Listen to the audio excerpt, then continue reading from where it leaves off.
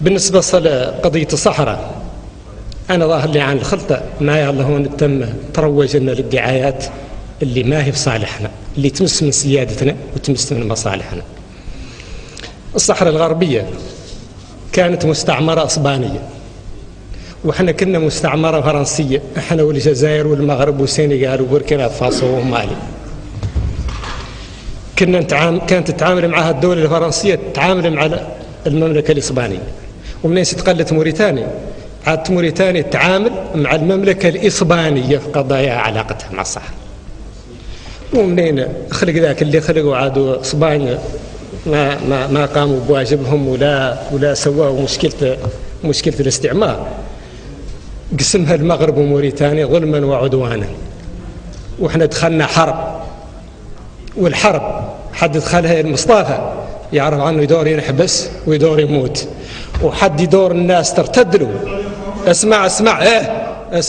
اسمع انا ما تقدر تقاطعني. لا توجه كلام. اسمع يا الله ترد انت للصحراويين ذول اللي قتلتوا ظالمينهم وعدوان. موريتانيا ما يلا تظلم حد ولا يلا تقسم تراب حد. ومنين تقسم تراب الدميه؟ منين تقسم تراب الدميه؟ تعرف عنها الدور تنحبس والدور تنقتل. اسمع واسوى بعد الاتفاقيه. اسمع انت قلت انه نقطعوا العلاقات مع الصحراء، بك اللي تعرف ذا اللي الدور ما لنا قاطعين العلاقات مع الصحراء ولا نقدوا نقطعوهم مع اخوتنا وجارنا. المغرب ما هي جارتنا، الخلطه المغرب بيننا معاها الصحراء الغربيه، والامم المتحده معترفه انها ارض ما زالت ما وصفات من الاستعمار، واهلها مسلحين ومتان، والمغرب اخير فيه ما ينطلسوا عليه مره اخرى ما تنطلس عليه الامم المتحده. ولا يتعقبوا انتم اللي تتلودوا المشاكل هناك جايبين المشاكل لموريتانيا، لا يتعقبوا تجيبوا الحرب للمغرب. ودعا النائب الموريتاني عن حزب الوئامي الديمقراطي معناه له اكثر من العلاقات مع الجزائر، واكثر من العلاقات مع المغرب، واكثر من العلاقات مع الصحراء اللي هون وحدين ناسينهم. الصحراء هي اللي عندنا معها الحدود، المغرب عنده طريق فاتح الامم المتحده وتقدر تنقفل كل وقت. المغرب ما هو جارنا من طرف الشرعيه، خونا وخالق واحد هون قال عن اكثر مصالحنا مع المغرب من الجزائر. ما يحد انا ماني عالم بها، عندنا طلاب يقراوا لها، عندنا صنادره في كل واحده منهم. والله واحد منهم جايب لنا شيء لا يبيع، واحدين يجيبوا شنو والله يبيعوا موريتان. اللي عندنا هون شنو؟ الجزائر منين نأموا ميثرما ونعدلوا لوقيه دار الجيش على التندوفر على جينا فرنسا. الجزائر ما حي نهار هذا 200 مليون من الدولار من لادت، ولا كتبتها في جريده لعل تمس كاع عن موريتانيا خاصه شيء. الجزائر ما هي قد حد يكون يحسب بها يا غير بعد حسابنا مع الجزائر ما يمس من حسابنا مع المغرب. خير المغاربه يفهموا عن موريتانيا دوله مستقله، وعن الصحراء ما تقد موريتانيا تعطيها لهم، يقيسوها من هوك نور الحيط، ولا نقدروا نفتحوا لهم حدود الجزائر يقيسوهم من هوك، يدوروا عندنا لا علاقتنا معاهم هما. وانا بعد راني لكم ماني من حد يبقي العلاقه مع المغرب تمتس بقد القيار يا غير لي لوبي ماروكان، والموريتانيين اللي يشتغلوا معاهم يعطونا العافيه.